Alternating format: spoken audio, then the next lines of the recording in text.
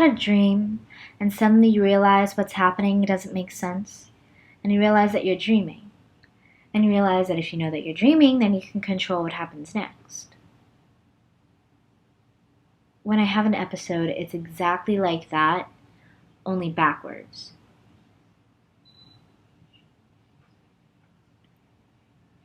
The first time I tried to kill myself, I was 10. And when I woke up the next morning, I was relieved. And I was happy that I hadn't succeeded, and I didn't tell anyone, and for a while I was happy to be alive. But then a year later, I tried again, and I've lost count of how many times I've tried and failed.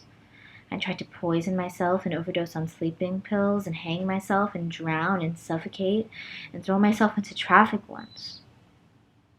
And now when I wake up after taking every sleeping pill in arm's reach and washing it down with a bottle of wine, I'm never relieved. And I feel trapped. And I feel desperate. I feel like even more of a failure. And sometimes I wonder if the reason I can't kill myself is because I'm already dead and in hell. This is living hell. They say suicide is taking the easy way out. And let me tell you, it's not that easy. Your physical drive to live undermines your mind's desire to die. And your instincts to breathe are hard to overcome.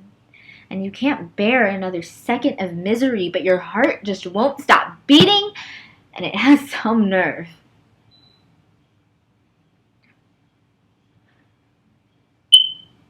And it's hard to tell the people you love that you want to die. So I spent a lot of my time and energy pretending to be normal. And when I ended up in the hospital, it was almost a relief, because I didn't have to put on an act for anyone anymore. And I just cried all day, and no one took it personally, and no one wanted to blame themselves.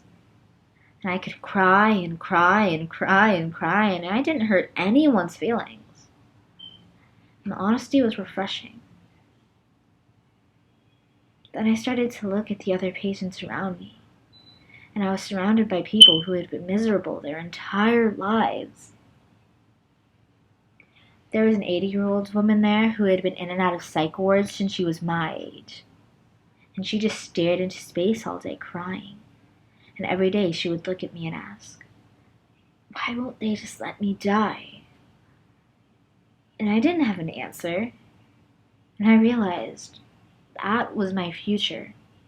And I understood with perfect clarity that I was never going to get better. No therapy can help me. No medication can fix me. And I can make everyone think I'm normal and that I'm coping and that I'm okay. But I've never been okay. And I'll never be okay. I'm always going to be one bad day away from killing myself until I'm dead. And I spend my life trying to delay what I know is the inevitable. And any day can be my last.